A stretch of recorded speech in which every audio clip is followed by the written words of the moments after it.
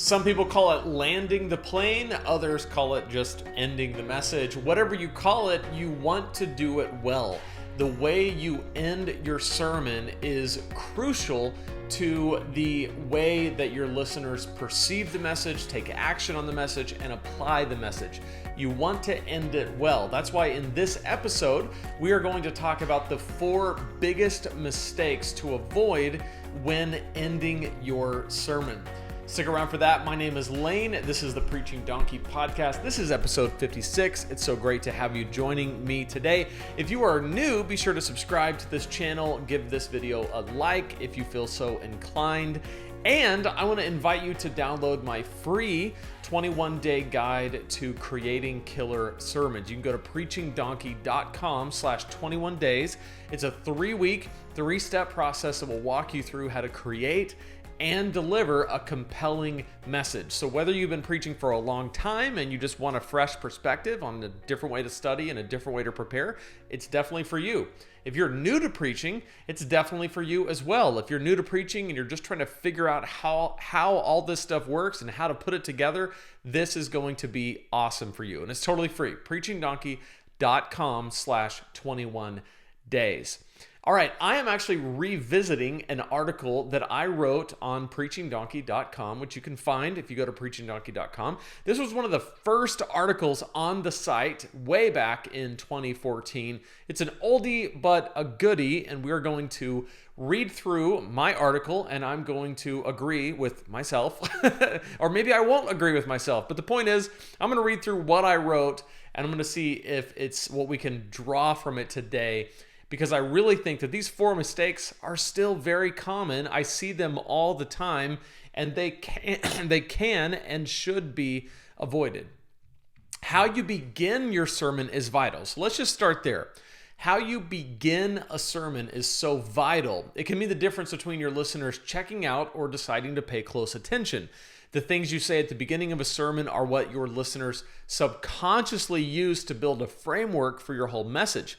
If your thoughts are murky and unclear, you're laying an unstable foundation. So I talk a lot at Preaching Donkey about how crucial it is to begin your sermon well. And I've got videos on that and articles on that. How you start your sermon is so vital. But the way you end a sermon is just as important. If the closing of your message is disorganized and unclear, then your listeners will walk away feeling the same way about your message, that it was disorganized and unclear. I've written extensively about the important role you play as the communicator in setting the tone for how your audience perceives your message. This is something that's so important for us to realize and understand as preachers, that anytime you are communicating from a stage or from a platform, anytime you're doing public speaking, you as the speaker, and in this case, you as the preacher, set the tone literally for how everyone feels about that experience. So if you're awkward and a little bit kind of unclear and unsure, they're going to feel that awkwardness and that unsurety and that disclarity, if that's a word. If you are confident and you are, when I say confident, I don't mean arrogant, I mean confident. There's a difference. You're confident in what God's going to speak through you. You're confident in what God's going to do. And you are confident in your ability to let God speak through you. Like you've prepared well and you get up there and you're ready to go. People are going to feel that confidence. They're going to be confident in you, and it's going to give them an opportunity to relax. They don't have to worry about you. They don't have to feel for you. This is why it's so vital to work on your preaching craft, your game, the way you do it. Because the more confident, the more prepared you can be, the more relaxed and subsequently open to hearing the message your audience is going to be. It's a really important thing to understand, that you set the tone. When I first began preaching, I would prepare relentlessly for the first 5 minutes of my sermon. I wanted my opening thoughts to be perfect. I would prepare the opening remarks and the body of the sermon with careful detail. But when it came to the end of my message, I would just let the sermon kind of close itself. Has anybody ever been there? Like you get to the end and you go, I didn't think this through, so let's pray, right? Not the best way to do it. I didn't have a plan for ending my sermons most of the time. The result was a lot of missed opportunities where I could have had a much sharper impact if I had called people to action or drove a point home. Instead, I just winged most of them. I've learned from these mistakes, and I now plan much better for my closing of my sermons. I want to share with you some of the mistakes I've made because a lot of preachers make the same ones. Here are 4 common preaching mistakes preachers make when ending a sermon. So here we go. Number 1, ending too abruptly. A sermon is a conversation. Even though you may be the only one talking, you are having a conversation with your people.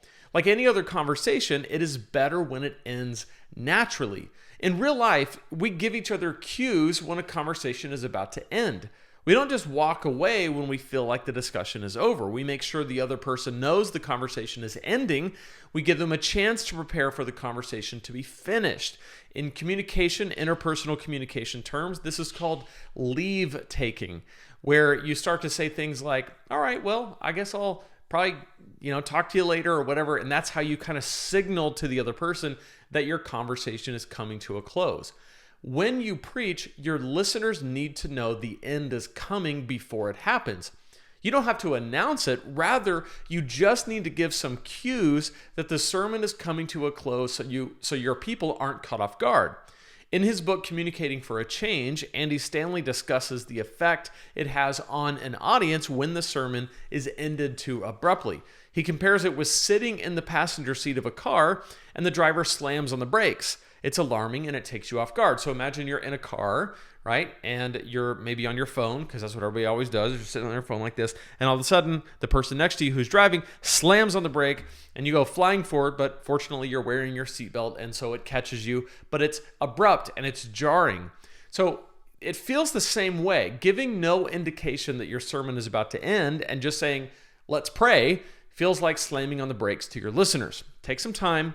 Breathe a little and prepare your people for the ending. I'll give you a pro tip. If you want the ending of your sermon to be something that you don't have to announce, you don't have to work up to it big time, but people will know things are kind of wrapping up, have somebody play pad. What is pad? Pad is on a keyboard. It's just the sound of like, it's a very subtle sound of strings. I'm not a musician. I don't know. I just know all the churches do it, where it kind of begins to set the tone. You can either have pad played, just, somebody pushes a button and it just starts playing quietly and the volume kind of raises just a little bit.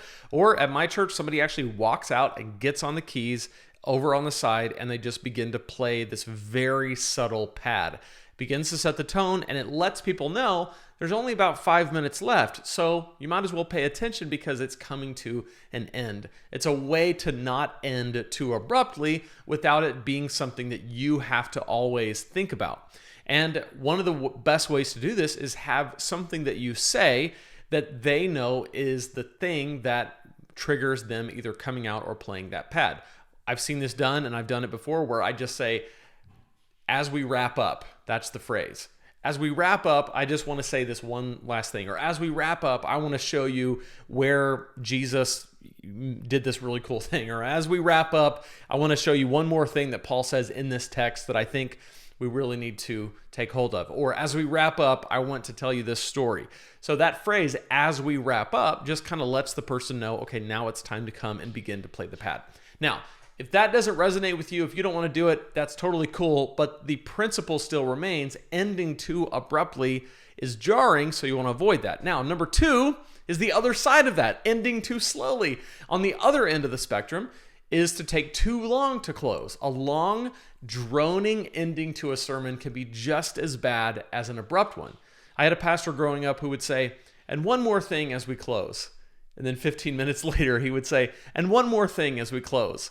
I couldn't trust him, right? It was frustrating. A natural ending to a conversation doesn't go on forever. Give people an appropriate amount of time to know your sermon is ending, point their thoughts in the direction you want them to go, and end in a timely way. Continuing to ramble at the end of a message is one of the best ways to kill the effectiveness of your content. So you don't want to continue to ramble. You want to have a decisive and clear ending. You want to land the plane. If you think of it, this thing we talked about being the passenger seat and somebody slamming on the brakes, a way of thinking about ending too slowly is you're in a plane and they keep circling the runway, right? They can't quite land, so maybe they even come down for a landing and you think, okay, we're about to touch down, and they come back up, right? And they circle a little bit more. That's what it feels like when you end too slowly. You don't want to do that either, because you start to lose the effectiveness of what you're saying. People are not paying attention anyway. They are not hearing you. They're thinking about lunch. They're looking at their phone. They're checking the scores. They're just doing anything else because you have indicated that what you're saying is scattered and unclear and not that important, and they're just not going to listen. So don't do that. End in a timely way, not too abruptly and not too slowly. Mistake number 3, restating your whole sermon in summary form. So restating your points is fine. Restating the most important point is even better, like your bottom line. I love doing that, to revisit the bottom line and bring the whole message back to that main idea that everything hinges on and everything is anchored to. That's great. But where most pastors go wrong is when they use the last few minutes to say everything they've already said just one more time, right? The old tell them what you're going to tell them what you told them. That repetition, and the idea is that they're going to remember it. That can be effective. However, it can also be overbearing and pedantic, and you start to just not communicate anything because, again, people are not listening. This is not a good usage of your closing. You should use the body of your sermon to preach your sermon. You should use the end to drive the point home. Give application, a call to action, a challenge, inspire people or encourage them. Your ending is when you make the message stick. And you don't make the message stick by just repeating what the message said. You make the message stick by giving people a way to apply it. So don't use those valuable moments at the end of the message to say what you've already said in the same way you've already said it. The point is to figure out what is the most important thing to say and say that and give people a way to respond. And this leads to mistake number 4, which is failing to give a clear application or way to respond. One of the things that makes a sermon different from other mediums like lectures or lessons is that a sermon is a call to action. Literally, to sermonize is to motivate people to change course, to live differently, to think differently, to do something. You want your sermon to give people some handles to grab onto. The closing is a perfect opportunity to introduce or reinforce the application of your message. What do you want your people to do as a result of what they just heard? What do you want them to think? How should they respond? The closing of your sermon should make these questions crystal clear in everyone's mind.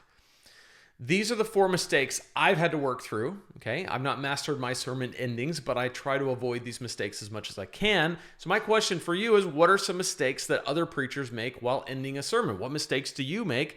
And what can you do to improve? So when it comes to failing to give a clear application, your sermon's ending should be the time when you hand off the baton to your listeners, just like I did, where I said, hey, what are the mistakes that you have made? What are some other mistakes? That's a call to action that is inviting you into this conversation. That's one of the ways that you can do it, where you can make sure that you don't make that last mistake.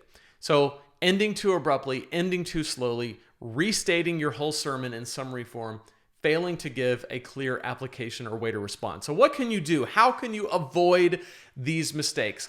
What you can do is focus on the positive side of this, right? If this is like inversion thinking, where you're thinking about the mistake, you're thinking about the negative, it's actually a really effective way to learn the positive action.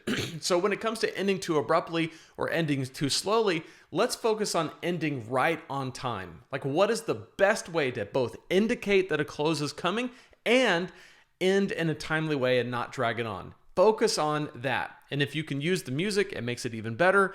And if you put all these together, when you get to the point where you are ending the message, don't just restate it in summary form. Rather, pull out the best and brightest and biggest point that you wanted to make, like your bottom line, and re-emphasize that, And then give a clear application or way to respond. If you do those things, end in a timely way, reinforce the bottom line, and then give a clear application where you are stating, this is what you can do with this message. This is what I want you to do with this message.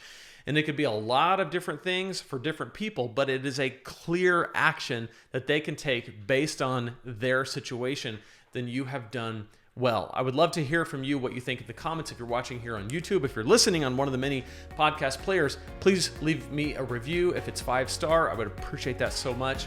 I cannot wait to see you next week in episode 57. Until then, remember, if God can speak through a donkey, he can speak through you, and he can speak through me. We'll see you next time here on the Preaching Donkey podcast.